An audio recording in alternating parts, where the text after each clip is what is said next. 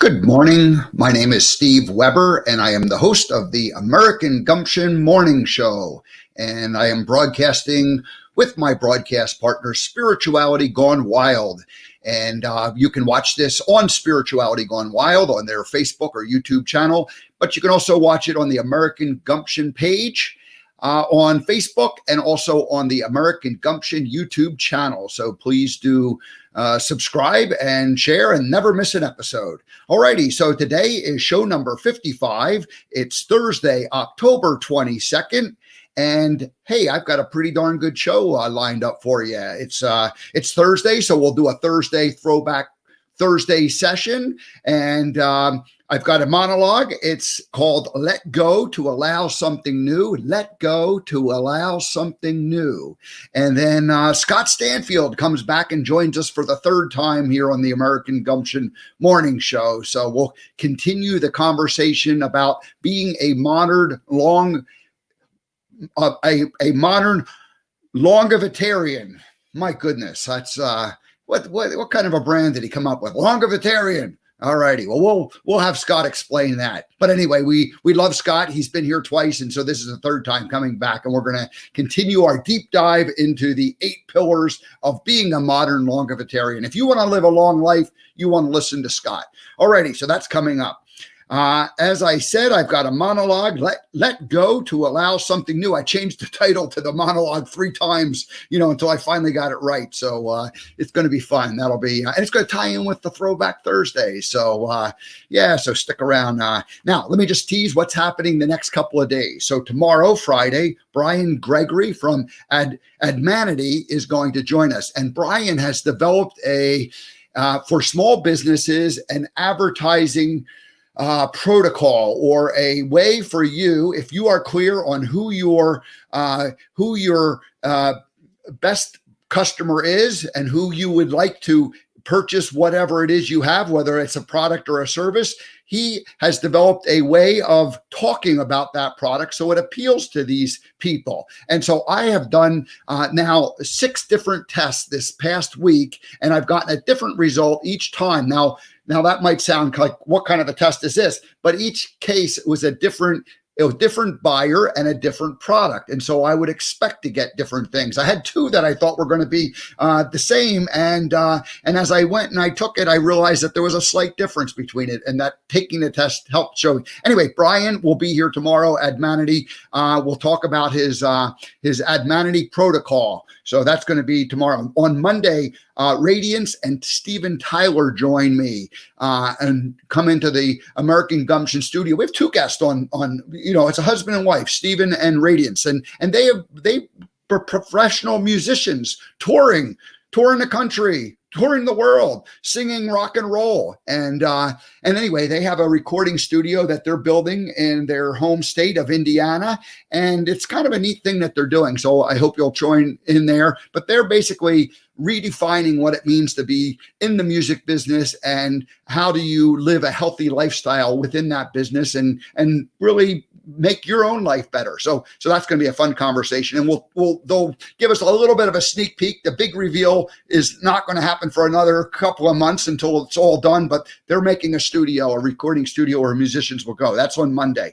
Wednesday, Tamara Fleming joins us from The Meaning of Space, and she is going to share with her a program that she's doing with a virtual backdrop. So she helped me redefine this backdrop right here. I mean, it's kind of similar to what I had, but I made some tweaks to it. That's what she does. She helps people, tell the story that the things in your backdrop tell about who you are. And, most people end up, with like a kind of a crazy backdrop, and, they're like talking like this on the screen. Hey, you want to position yourself centered. You want to have stuff that tells a story. She's going to come on Wednesday and do that. And then on Thursday, Dr. Wynn Henderson, MD, Dr.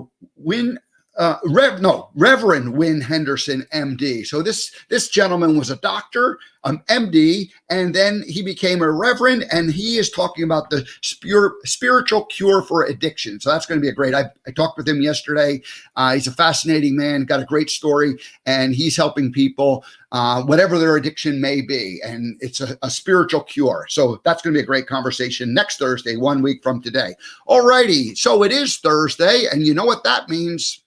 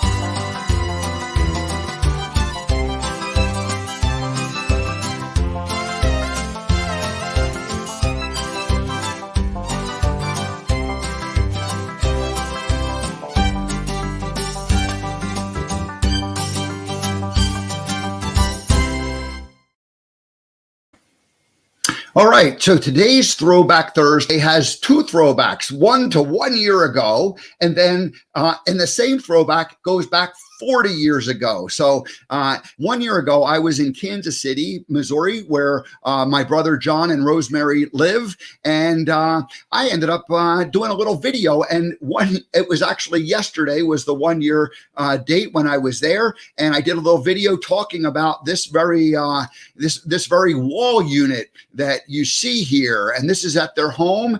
And I actually 40 years ago fabricated this wall unit. So let's just go ahead and throw that right up into the center of the screen there. So essentially what this was a gift that I made for them. And it's cherry, and it's a 3-piece wall unit. So there's the left side, and here is here's the center, this center portion of it. There we go. And the center portion has a couple cabinet doors that open up in the middle, and then at the bottom, and then over on the left side we can also see just like the other unit, where 3 drawers at the bottom and then these shelves. And you can see that they put pictures and family mementos on all these photographs. Now, here's what's cool about this. 40 years ago, I fabricated this and built this. I was interested in woodworking at the time, and so I ended up taking these classes, night classes, learning how to, develop my skills and build these things. And here's a close-up of the top. You can see there's a little crown molding up there, and then there's that scalloped top and then those stiles that run down. And I remember I had to cut that little groove, that little round inside there. A bead is what they call that. And it was just a kind of a fun project. And actually it was the crowning moment. I ended up doing woodworking for about 3.5, 4 years. And I built a whole bunch of different things, but this was definitely the crowning achievement of that time. Here's a picture of John and Rosemary. Now, they lived in New Jersey when I made this thing back in 1980, and it fit into their house. And then a year or two later, they moved to Kansas City. So one of the things they had to do was they had to find a house that would accommodate that and it would fit into it. And they did that. And here's a picture of their grandsons graduating from high school 1 year ago, back in 2019 in the spring. And of course they always use the wall unit as a place to pose for family photographs. So anyway, that's our Throwback Thursday. What a fun thing. My monologue is going to talk about change and refer specifically to the woodworking thing. So stick around and we'll talk about that.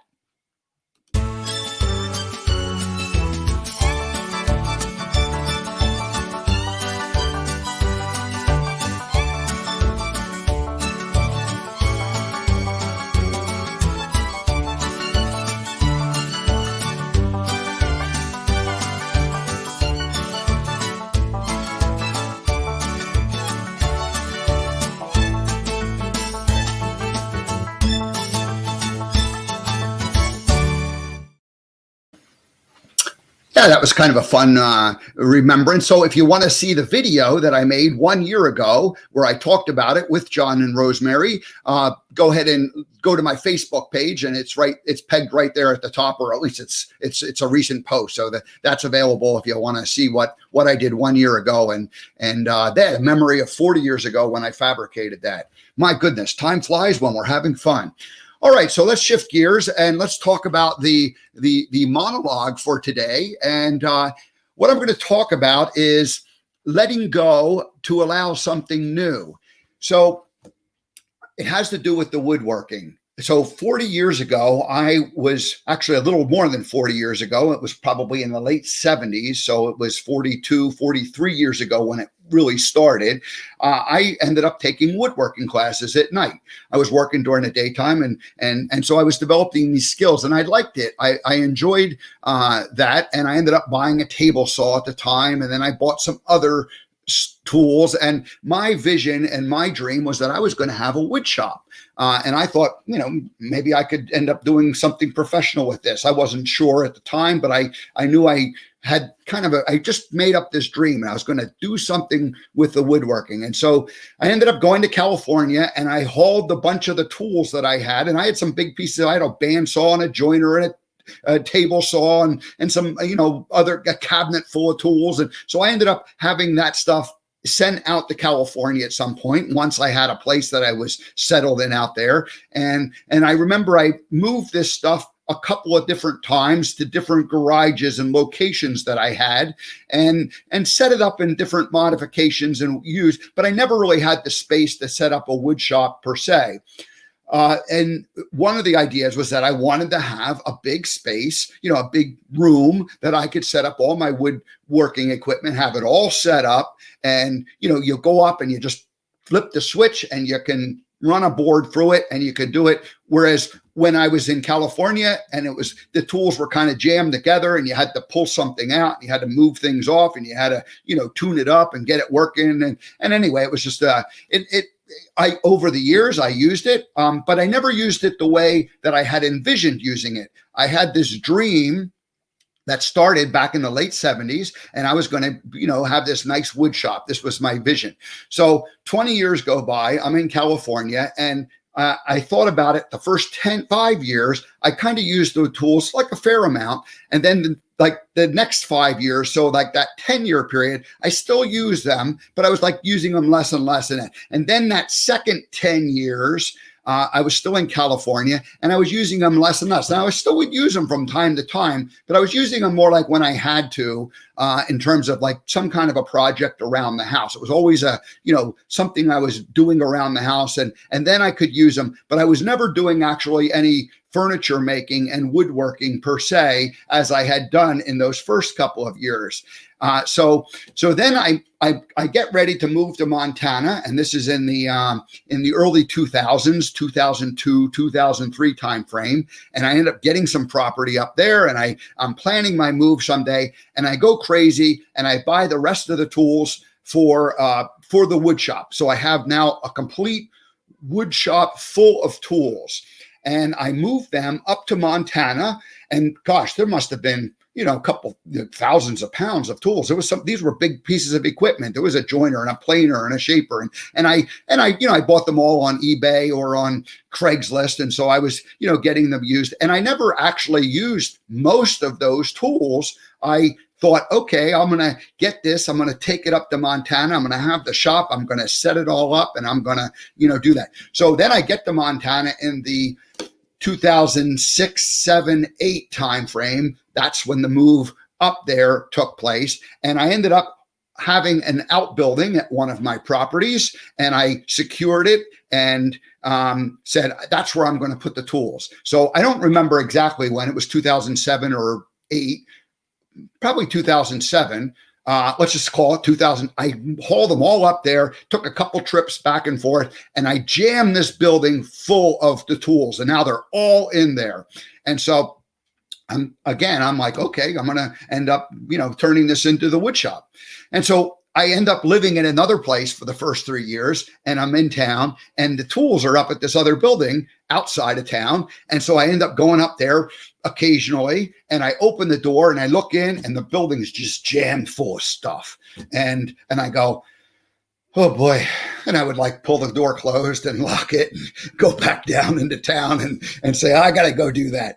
And so then a couple of years later, I end up leaving the house in town, and I move to that property. And I'm in my mind, I'm like, well, now I'm going to be on the property, and it'll be easier to, I don't have to drive up there and use, and start this project. I'll be there on the property and do it. So anyway, I get up to the property, and I'm, in the meantime, lots of other things had changed. My business, my ambitions professionally had really, radically changed from when I had the original vision of moving to Montana 5, 6, 7 years ago earlier. And so I go down. Now I just have to walk down to the building. I unlock it, open the door, look inside, and the building's just jammed full. And I maybe take it was like a little path through it. And I walk through, and I'm looking at the stuff, and I'm like, oh, that's for that. That's for that. This one going to, blah, blah, blah. So, but then I turn around like after 5 or 10 minutes, or maybe even a half hour, and I walk out, close the door, lock it up, walk away, and go, I got to go do that. This went on for several years. And, people would say, why don't you set this stuff up? Why don't you do it? I go, oh, I'm going to do that someday. I'm going to do that someday. And it never really happened. And I started to, so many, over the years, enough people had said to me, like, what are you going to do with these things? Why do you have all these tools? And I'm like, oh, I got this dream of setting up this wood shop and building furniture and doing this. And I thought about it, the last couple of years, I started to think about it and go, gee, am I really going to actually do that? Like somehow like they're got like a little, enough people had said, why don't you do something with these? What do you have them all just sitting here in the building? And so anyway, I finally started to admit that in the last couple of years. But I wanted to, but that was one of the last things that I got rid of. When I was getting rid of things, I said, I can sell this and this and this, because I realized 2 years ago that I had to make a change in my life. And I was thinking maybe I need to, leave Montana, or at least I thought I need flexibility, because I'm going to have to go work someplace else. I'm going to have to do something different. And so sure enough, I ended up finally going, you know what, I can get rid of these tools. I don't even really I don't think I'm going to actually build a wood shop. I don't think I'm going to create this, and so it was interesting. I just got a note or two here. I want to, I ended up feeling like like I had to, like in my mind, it was like, if you don't do this, you're a failure, you're a quitter, you're giving up on your dreams. I mean, I had to kind of go through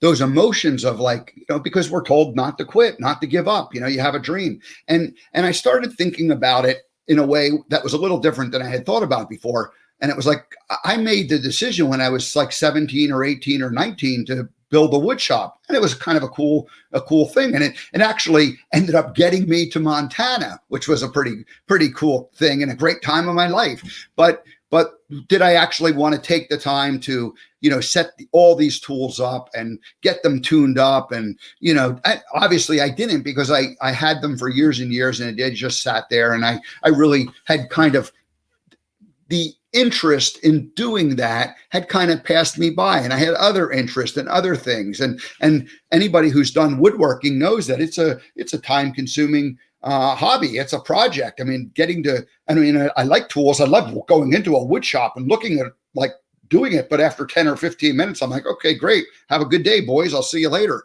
I didn't really want to necessarily do it myself. So I finally admitted that. And then I went, okay, I can get rid of this. And I don't have to hold on to that dream that I've had for 40 years. And if I decide to let go of it, it doesn't mean that I'm a quitter or I'm a failure. It just means that I've changed my mind, and I don't want to no longer carry that with me.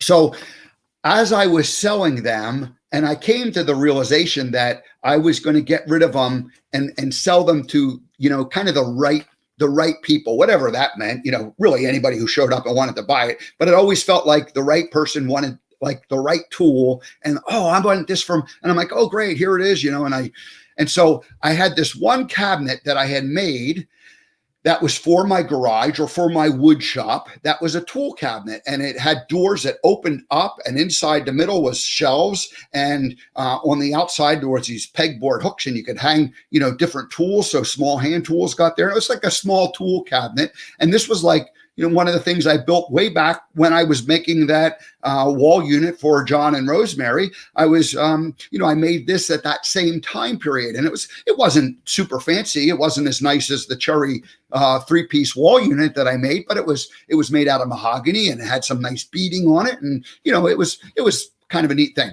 So when the gentleman who had a garage that he was building and he lived up in Missoula, when he came down and get it, we're like loading it into his car, and I'm telling him the story about how I built this, and it went through, I learned woodworking, and I said this was going to be the heart of the thing, and I'm telling him, but I have like a lot of joy when I'm telling him this, because I'm finally getting rid of all these things that really were kind of an anchor or an albatross that I no longer really wanted to do, and didn't see myself ever doing it in my life, my future life. So I'm telling him about this cabinet, and he goes, "Hey man, let's unload this. I don't think I should take it. This means too much to you." And I was like, "Oh, no. I just wanted you to know about, what was going on with it, and like know the backstory." And so then after that, when I got rid of stuff, I was a little like toned down and tamer as far as, telling the stories about it, because I didn't want anybody back, and I just wanted to get rid of it at that point. I was just happy to share it. I was kind of it was like therapy for me to tell the story about, what this cabinet had meant. And I just wanted him to know that, because he was going to own it, and I wanted him to have some sort of a, sense of pride with it. And that was it. So anyway, that's it. So I had to let go to allow something new to come in. And of course, what has come in now new is I'm doing I'm doing the American Gumption Morning Show. The American Gumption Project is taking shape. I'm going to be out traveling around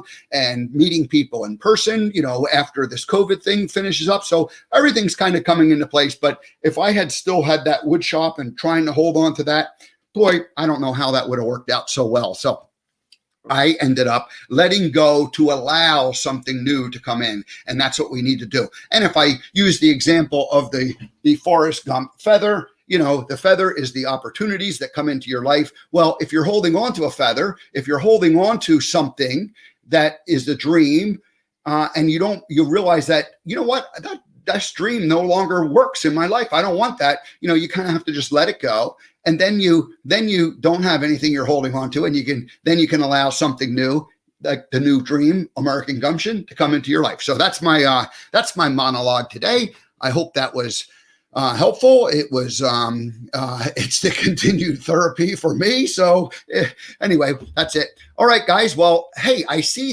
Scott Stanfield is in the green room. Let's go ahead and shift gears one more time. Let's see. I'll add a banner. There he is. Look at that. Scott Stanfield, the modern longevitarian. Let's bring him on to the American Gumption show. Scott, how are you today, my friend? Absolutely amazing. Just got out of my cold shower. So I'm, and I did a little bit of breathing exercises, and I'm doing great. How about you? I'm doing very well. And I'm excited because today is the third time that you come back to the American Gumption Morning Show. We had you on about a month ago, and we kind of went through the whole story of how you got to where you were in terms of your restaurant background, but your also interest in health and in living a long life, and then the creation of being the modern longevitarian. And so anybody can go back and watch that. I believe it was show number. Did I put the show number down there? It was show number 37 on September 24th when we first met. And so that's almost 1 month ago. And then Right. we had you back again for show number 46. And today is show number 55. So we were there 46, and that was on October 8th. And in that session on October 8th, we really did a deep dive into sleep and into the food aspect. And sleep and food are two of the important 8 pillars, two of the 8 pillars of being a modern longevitarian. Right. They are. And so, first of all, let me back up for a second. Today's episode 55. When I raced go-karts, my number was 55. So there's some irony there. My dad was a big fan of Tiny Lung back in the old NASCAR days. And so that's where that number came from. And I don't know, I've never mentioned this really publicly. People who know me would know this, but I actually went to school to be a machinist. You were going to school to learn woodworking. And so my transition out of working as fabrication at the racing shop, Sox Racing, making go-karts and engines and all those things, I said, well, I'd like being a fabricator. Let me go learn this. And so I'm the same way.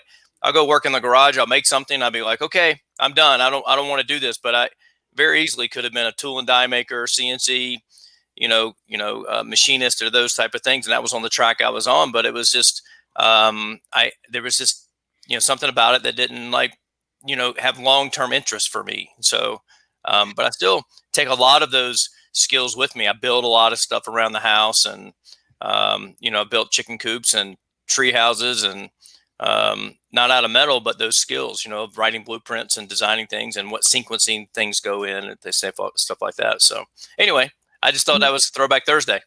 Yeah, thank you for that. And I think there's also a connection that I've felt with what I'm doing today with some of the skills that I learned back then in the area of woodworking and building a cabinet and a wall piece. You need to get all the materials. You need to have, well, first of all, you need a design.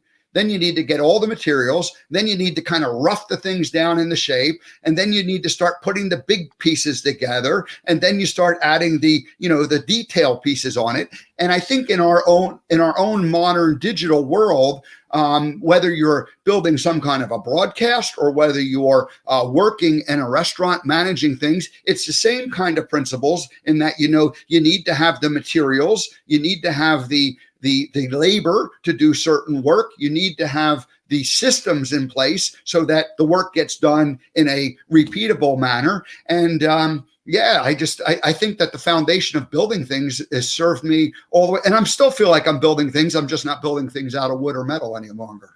Exactly. The mental process is the same, right? Exactly the same. It's even for, your body, right?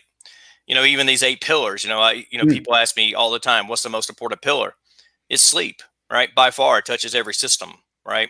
And we don't really go too deep into food. And so, food is nowhere near as important as we like to think it is, or we've been told or marketed to, or those type of things. David Blaine and Jesus Christ fasted for 40 days, right? There's religions that fast every week. 7-Day Adventists fast, 1 day a week. They're one in Loma Linda, California, put it on the map as a blue zone. So it's all about, knowing what's important and knowing what needs to come first. And I think even Stephen Covey wrote about this in the habits of highly sex, 7 habits of highly effective people. And that's you got to put big rocks in the jar first before you put the pebbles, before you put the sand, right? So you've got to know what to goes, and I lay out my weeks that way now. I'm like, what's a big rock, right? You got to have a website before you can get website traffic, right? You've got to, you got to have, before you have these nice graphics that you have on your show, you got to actually have a show, right? You got to have those type of things. And so there's putting the things in order are really important, super important. You have the 8 pillars, and we went through and we talked about them, but let's just go ahead for anybody who's maybe picking up this episode and not having seen the benefit of the other ones. If I just run through all 8 quickly, can you just give us a thumbnail of what each one is? Absolutely. All righty, let's go. So number 1 is mindset. Number 1 is mindset, of course. Right. Yeah. Mindset. Well, everything starts in the mind, right? Yeah, everything. That chest that you made for your brother and sister-in-law, right? You had to first see it in your mind first, right? Then it was created in the world, right? You had to physically create it. Everything is the concept for the show was created, you imagined it first. So what happens is there's 4 million different versions of everybody's body based off different genetic expression, right? So inside of Steve, there is a power lifter, right? There is also an endurance runner, right? And think about Forrest, right? Forrest he was able to run across the continent, right? All those type of things. So inside of you, there are there are 4 million different possibilities. There's a power lifter, there's an endurance runner, there's a CrossFitter, there's a 40-pound overweight type 2 diabetic version of you as well, depending on genetic expression. Sorry, but there is one that could get cancer in their 50s, right? There is that version. So everything starts in the mind. Bruce Lee said the body will follow the mind. So everything starts there, and then your body will follow, and your health and your lifespan. All right. So it starts with mindset. Number 2, breathing. Breathing. Well, initially I put these in order, the physical pieces, the initial 5 that I started with, in order of what I thought was important, because without oxygen for 5 minutes, what happens is that you can start losing brain cells, and after about 10 minutes, you're the game over, right? So oxygen is super important, but I've come to learn so much about breathing since then, that it's not only just the automatic breathing that happens, but there's also, we can shift it in the manual, and there's 3 categories of breathing. There's a stimulating breath, there's a balancing breath, and then there's a relaxing breath. I know you talked about this a little bit yesterday, because I was watching your show, talking about as you're going to sleep, you're breathing through your nose, which is super important, because 70% of American adults are mouth breathers and 50% of our kids are mouth breathers. Our nose has over 30 functions, and we're missing that. So getting your breath right is super important. Using it to influence your nervous system, whether you're in fight or flight or rest and relax, productivity, this beautiful state of being, and also in combination, getting your breathing right while you're sleeping.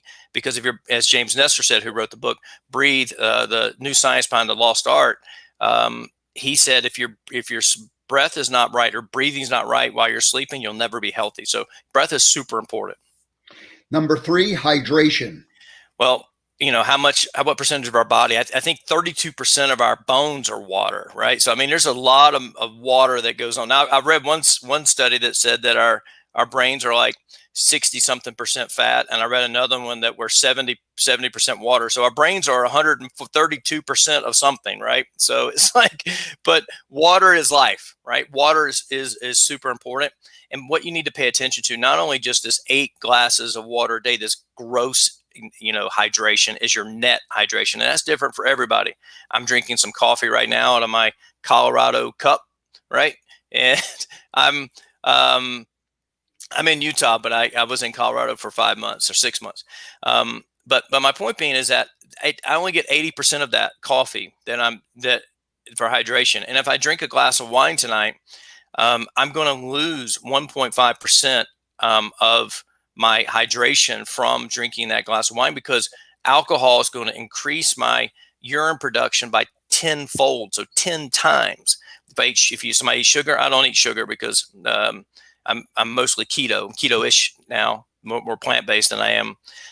But my point being is that your body sees that a toxin and gets rid of that. So you have to understand your net hydration. And you can do that by downloading an app on your phone that focuses on that. The one I use is free, and it's called Drink Water. And so net hydration is more important than your gross hydration. Number 4, sleep. Sleep, by far the most important thing. You could not eat for 24 hours and be fine. You can skip your workout today and be fine tomorrow, right? But try staying up all night and see how you feel in the morning, right? That's how important sleep is. Sleep is by far the most important. I actually wrote a book. It's on my for free download on my website called modernlongevitarian.com/sleep. And you can go and read, download this, and these 7 things that you can do to get an outstanding landing, and how to get the sleep of your dreams. That's the title of the book. And so sleep is super important. And you can do these things like having the mindset around sleep. I had to change my mindset around sleep as being a restaurant manager for all these years, and realizing I had to say, when I go to bed, that's when my new day starts, right? Instead of saying I'm trying to hold on to the day and extend it late into the morning, right? So I had to I'm gonna start my new day when I go to sleep. That was the first thing. Set your bedroom up the right way. Stop caffeine, which I'm drinking caffeine now, but I stop it at 12 noon, and give your body all the things it needs to do to rest and relax. And like, for instance, with your brain, there's only one time that your brain's the flow of blood and material to your brain reverses, and that's why you're sleeping. So it allows it to clear all the detoxes and proteins out. So sleep's the most important pillar. One of the things I learned from either our first or second conversation was the idea that start your day when you go to sleep. So rather than thinking your day starts when you wake up, start your day when you put your head on the pillow. That ends the one day and starts the new day. I love that idea. Yeah, thank you. All right, the 3 F's. So food, feasting, and fasting. Start with clean food. You see all these times, people are like, well, I'm keto, but they're going through the drive-through and say, just leave the bun off, right? Well, you have to realize that we live that's why it's called a modern longevitarian and not just longevitarian. Is because we live in a toxic world. We live in a world where our food doesn't have as much, nutrients in it as it did years in the past, and more toxins. 100 years ago, there was no such thing as glyphosate, which is Roundup. And so those things are sprayed on wheat. So it kills the wheat so they can harvest it at a certain point versus saying, let's just let wheat run its natural course. Right. So when you're eating bread, you're getting different types of toxins, and you have to have to pay attention to things like this. Right. There's bromide as a dough conditioner. Bromide's in Mountain Dew, is another type of things. Right. And what happens is bromide's in the same family as iodine. Iodine is a halide family on the periodic table. Remember that back from chemistry. Right. And what happens, bromide gets on these iodine receptors, right? And if we're deficient in iodine, do things like goiter and your thyroid doesn't function properly, your lungs don't function properly. And so our bodies need about over 10 milligrams of iodine a day. And that could be blocked. The absorption of whatever little bit you're getting could be blocked by having bromide that's in the dough you're eating. So just start with clean food and understand you can go and search this, the Clean 15 and the Dirty Dozen. And that way you can understand what must be organic and what doesn't have to be. Like strawberries have to be organic, right? I'm just saying they just do. But avocados don't. The difference between an organic and a non-organic avocado is the price, right? That's really the only difference. Toxin load is very little. Wild caught seafood. If you're going to eat meats, make sure they're pasture raised and things like that, and haven't been juiced up with antibiotics and that type of stuff. So clean food. The other thing is Dr. Jason Fung said, and he wrote the Complete Guide to Fasting. And he's healing people with type 2 diabetes through water fasting. And he said, our bodies are designed for feast and famine, not feast, feast, feast. So if you're eating 3 squares a meal, 3 squares a day, plus snacks in between, basically you're just keeping your insulin up all day long. It's just spiking. And as long as your insulin is up, your body's getting the signal to store fat. And you have to allow your body to rest. That signaling to change with your insulin to go down. It takes about 13 hours from the last time you spike it to get to the point where the signal switches the opposite direction. That it's okay to burn fat. So if you're going to do, just a basic intermittent fasting, which is skip a meal. I skip breakfast. Steve's a morning person. You might do better by skipping dinner, right? Or some people eat an early breakfast and then they eat a late dinner and they have this long period of time between them. And it's more like based off the movement of the sun. So anyway, just give your body time to rest, relax, detox itself, which in combination of eating clean food is there. And then feasting, feasting is not just like a cheat day. It's not a cheat day. It's a feast day. So for me, Sunday is typically my feast day. Mm-hmm. And I will, instead of eating at 2:00 in the afternoon, I may eat, lunch with the kids after church, or my wife and kids after church. Right. And almost left my wife out. That would have been bad. Right. So I can't do that. But my point is with the family, I may eat at 11 o'clock or, something like that. Or I may eat a little bit more carbs on this day than I normally would. My macros may expand more, and I may do things like that.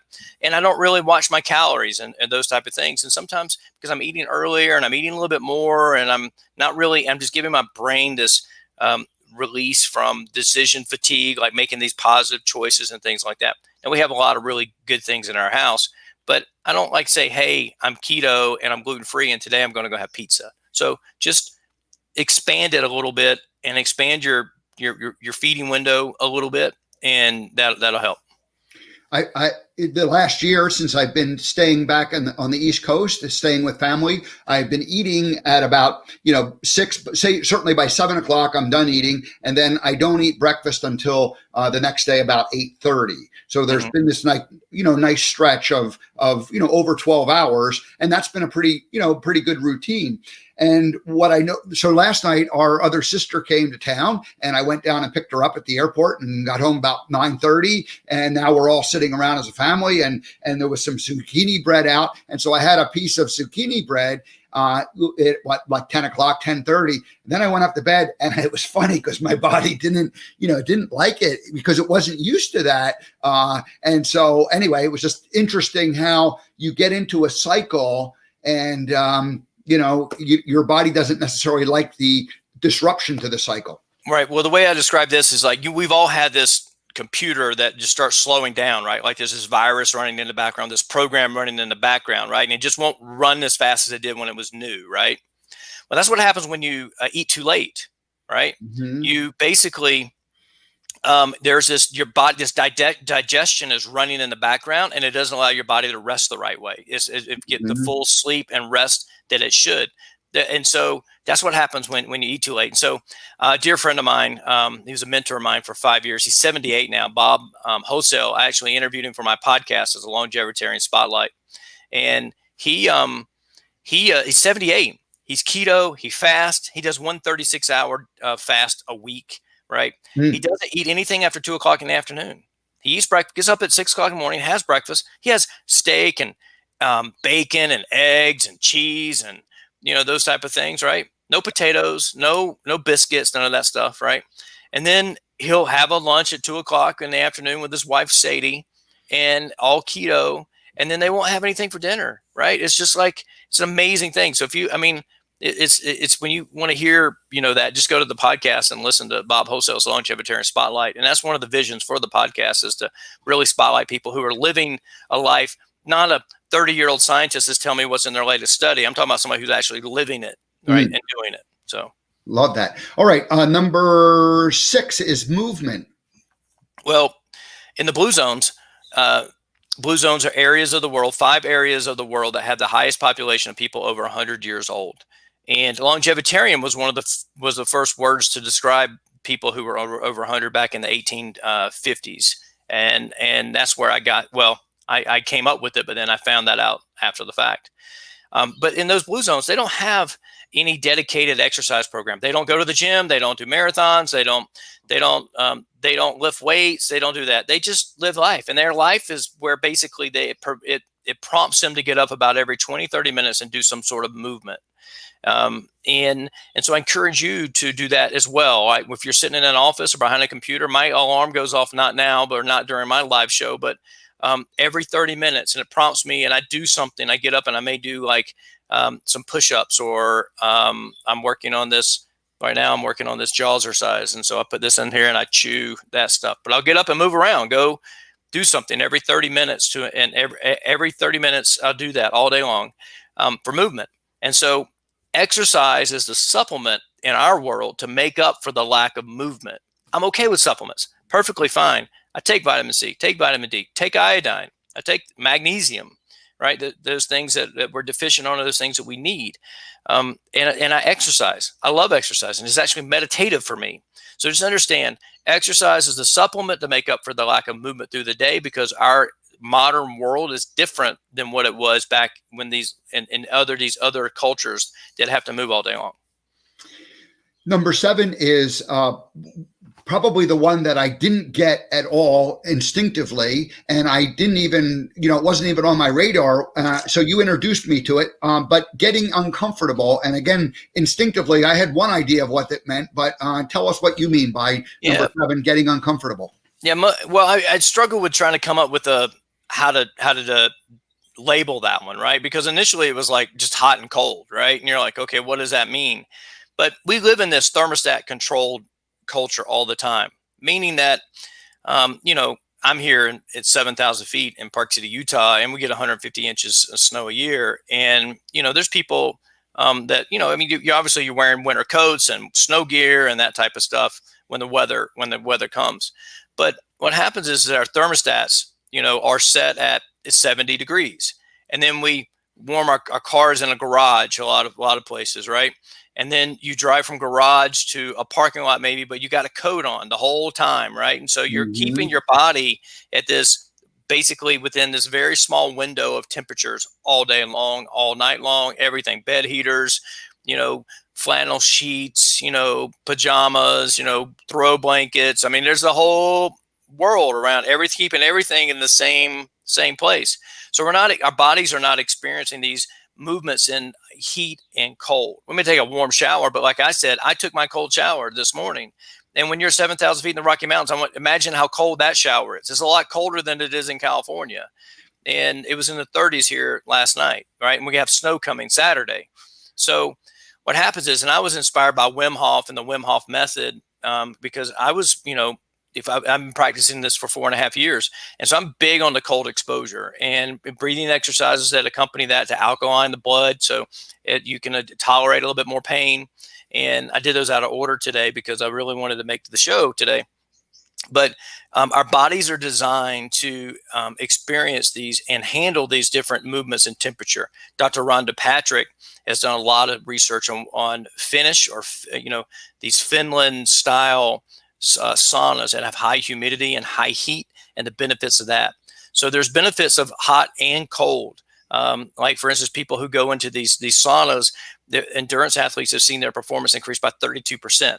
And so there's, because they're able to tolerate higher core temperatures, right? And if you notice, if you really watch behind the scenes, what's happening with Wim Hof when you watch these documentaries, at the end of the day, he goes into a sauna to warm up, right? So he's doing both of these at the same time, but he only talks about the cold, right? But he's doing the sauna to heat up.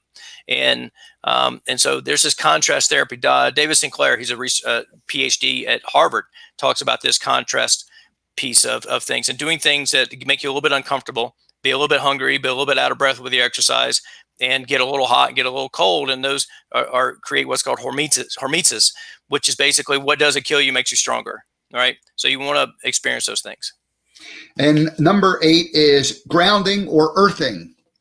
Well, I changed that to get connected, right?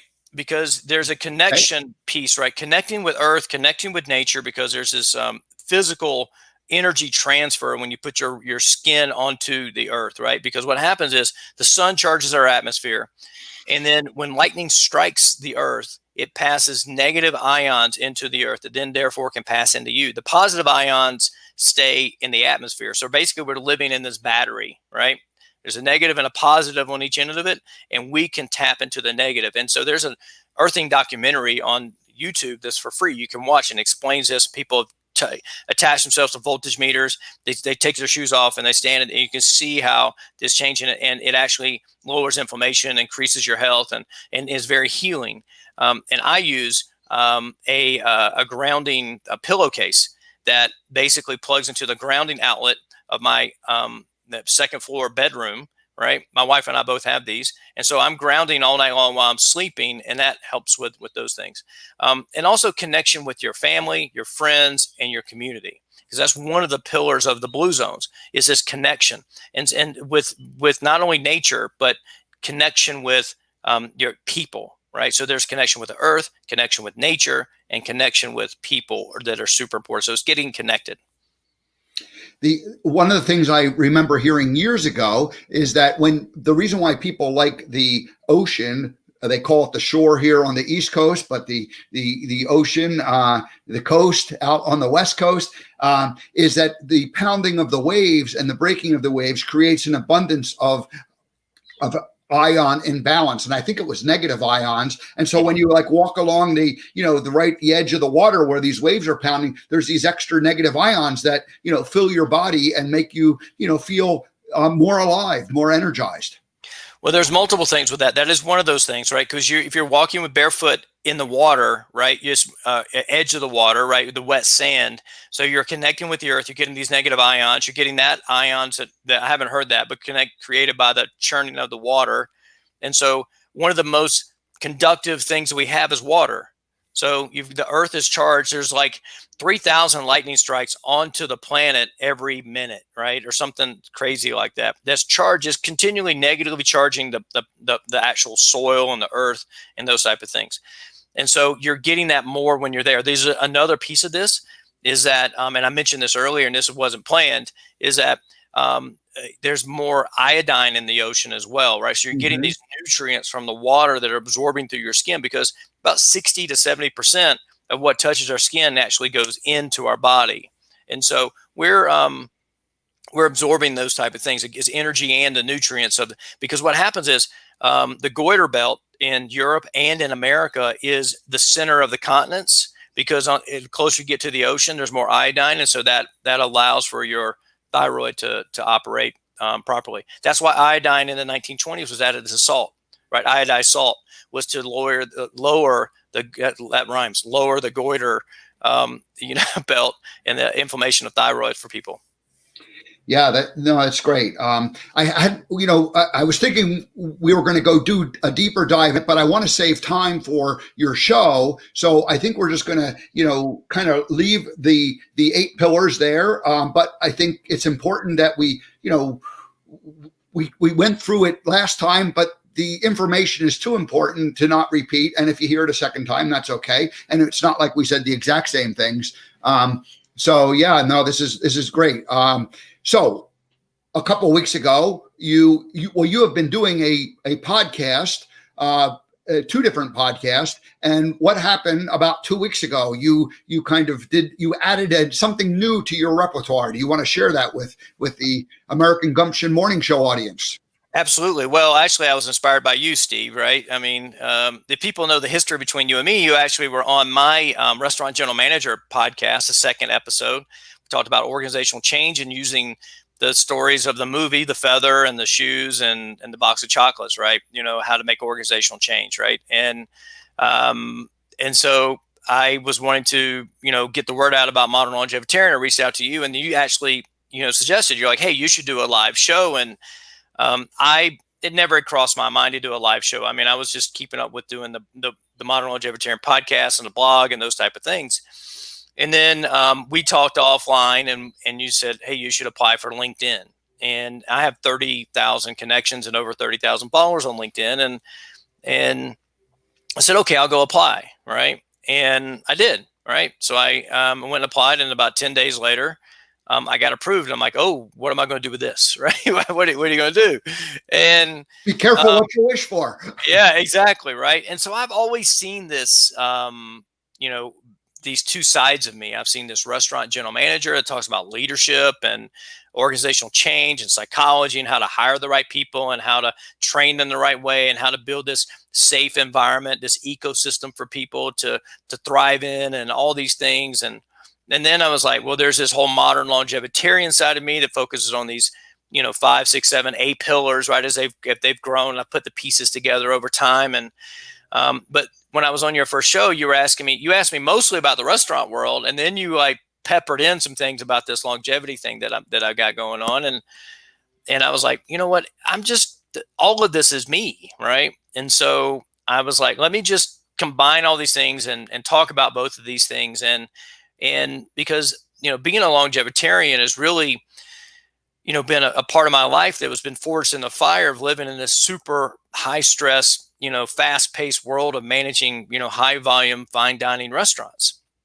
And, inspired by my parents getting cancer and how can I change my genetic expression and then now turn it into how can I give people to permission to change their genetic expression, right? And knowing that we have agency in this.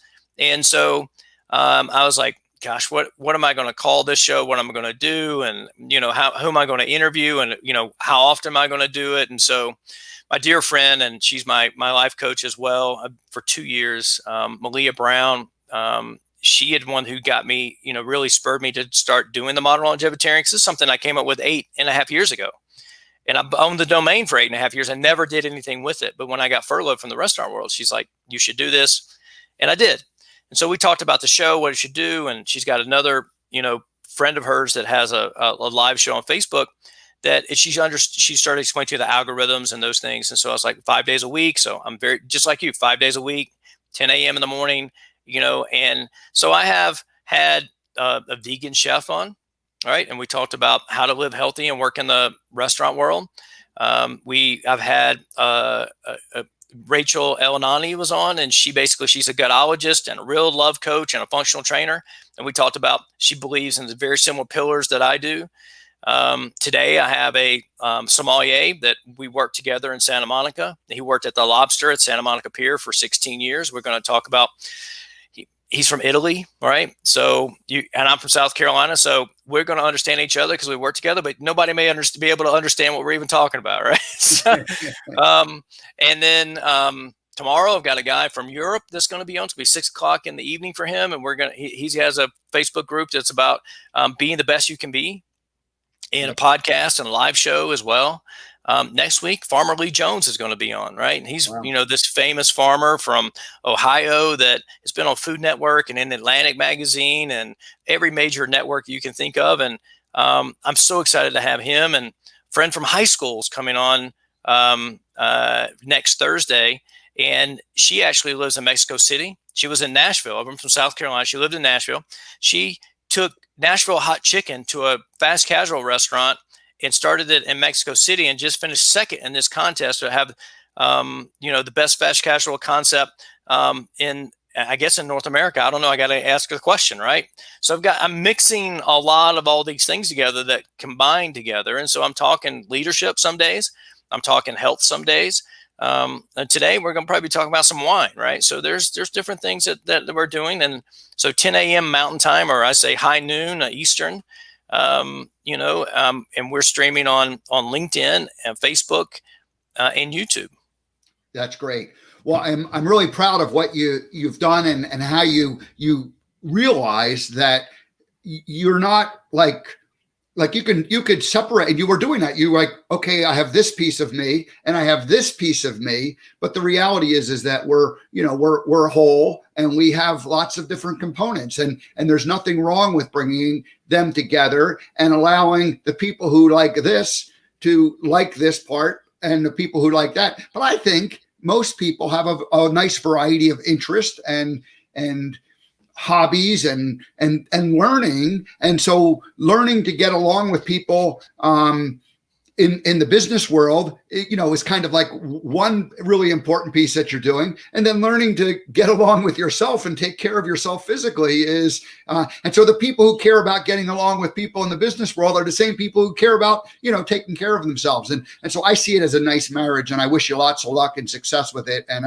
I've seen the show a couple times. Now you're, I've tried to do like an hour show, and I try to have a guest every day, but I kind of shortened it up because I realized it was just impossible to do on days that I don't have a guest. What's your format? How are you, are you sticking with a certain timeline, or, how's it working? Well, Monday through Friday. And by the way, the show, I titled it It's My Friday, which is a carryover from the restaurant world. Because when you're working an operation that's 7 days a week, not everybody's off on Saturday and Sunday. It's not like we close shop on Saturday and Sunday and say, okay, you just work Monday through Friday, 9 to 5. So you're people that may say on Tuesday, hey, today's my Friday, right? And they're off on Wednesday and Thursday. So that's where that comes from. And but my format is basically is this, right? Where Monday, I'm going to cover something to do with being mindful or leadership, or meditation, because your Monday or Mondays in general are, we're 20% more likely to have a heart attack. Right. And so that's what that is. Tuesdays are, I have a guest typically on Tuesdays. I have them booked out. And then Wednesday is what I'm calling this biohacky wacky Wednesday. And I'm covering these things and I've only had 2 of them. And the first one I covered coffee enemas, because I was on day 26 of 28 of doing a daily coffee enema and really detoxing my body and stimulating my liver and glutathione production. And there were several reasons for that. And then yesterday I covered covering my, I tape my mouth shut when I sleep, and covering the benefits of that and what that's done for me. Thursdays initially was going to be the only day I was going to have a guest on. And but I decided that 3 days a week I'm having a guest. So Tuesday, Wednesday, and Friday are the days that I have guests on. And then Monday and Wednesday they're solo episodes right now, unless somebody pops up. It's like the only day I could do it on Wednesday.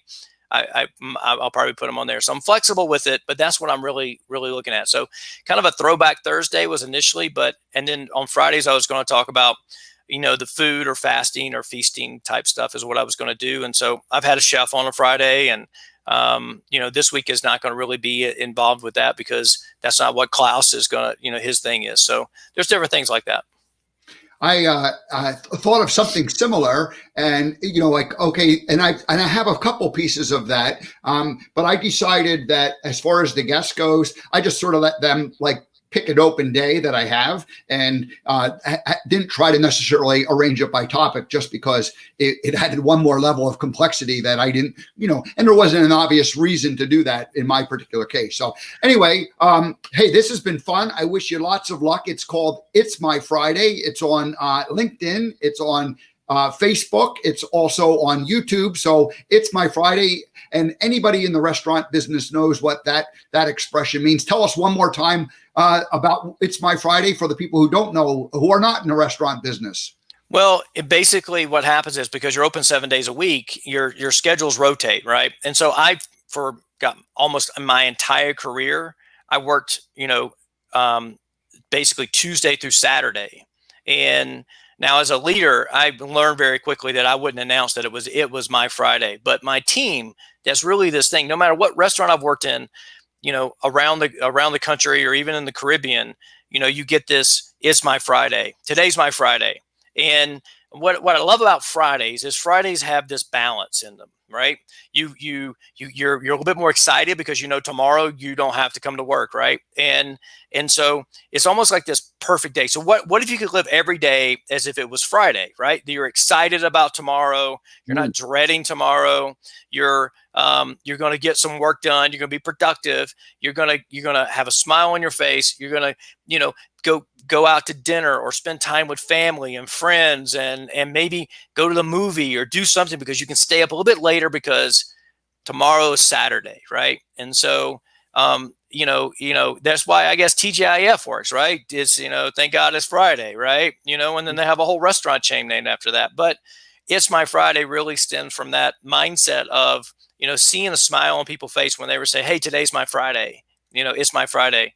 And so it's basically they're saying it's my day, right? It's my day to really kind of let go so I can can go into the weekend, Well, Scott, thank you so much for joining us again. This has been a lot of fun. I love when you come on because I don't have to do much work other than just say one word and then let you go for 2 minutes, and then say one more word and let you go for 2 minutes. And next thing you know, we're already a minute past. So all right. Anyway, thank you for joining us. We will invite you back again. I wish you lots of luck with the It's My Friday show. I encourage people to check it out because it's just a variety. It's like this show. It's like a variety of different people coming on, talking about different things that are going to benefit you. So anyway, good luck with it. Please come back and join us again. It would be my pleasure. I look forward to it. Thanks, Steve. All right. Take care, Scott. All righty. Well, that was lots of fun. Please do check out Scott's show. It's My Friday. It's on LinkedIn, streaming on LinkedIn at 12 noon Eastern, 9 a.m. in the Pacific on the West Coast. And you'll learn something about if you're a bit of a foodie, if you're a person who just enjoys business in general, or if you're someone who cares about your own personal health, you want to make sure you follow Scott. Alrighty, so that's that. Let's see, tomorrow, let me change this banner real quick here. We'll put the American Gumption banner back up there. All right, so whoops, not the Throwback Thursday. That's not what we want. Here we go, American Gumption, AmericanGumption.com. Very good. Alrighty, so tomorrow, Brian Gregory from Adminity is going to be here. On Monday, Radiance and Steven Tyler from Lighthouse Effects are going to join us. On Wednesday, Tamara Fleming, The Meaning of Space, my coach and friend, my mentor, mentee, and then Dr. Wynn Henderson, MD, Reverend Wynn Henderson, MD, The Spiritual Cure for Addiction. That's on Thursday. Alrighty, that's it, folks. Have a great day. We will see you tomorrow on Friday.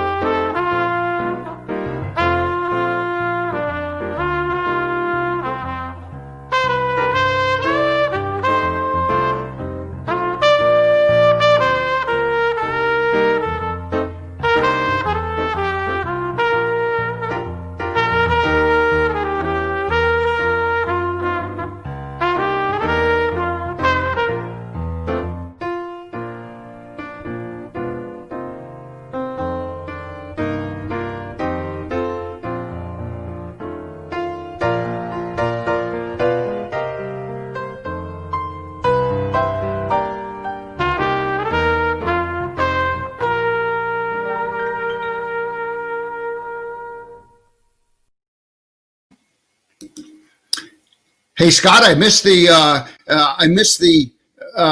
nice messages that people sent us, and I just wanted to make sure you knew that we had a lot of people checking in with us. Here, I'm gonna have to stretch up a little bit above. How'd you get those to show like that? Yeah, and people were really responding to what you talked about. Bettina has been on the show, and she says she eats dinner and then misses breakfast. So she's doing a fast, for what, 14, 15, 16 hours at a time. Right. And then, and she says, how long does it constitute a fast? How many hours? Right. I'll go on to the show and then reply to those later today. Right. Excellent. Very good. All right. And how'd you get those to show like that? I need to learn more about live stream. StreamYard. Okay. Well, I'll consult with you on that later on. All right, everybody. Have a great day. We'll say goodbye.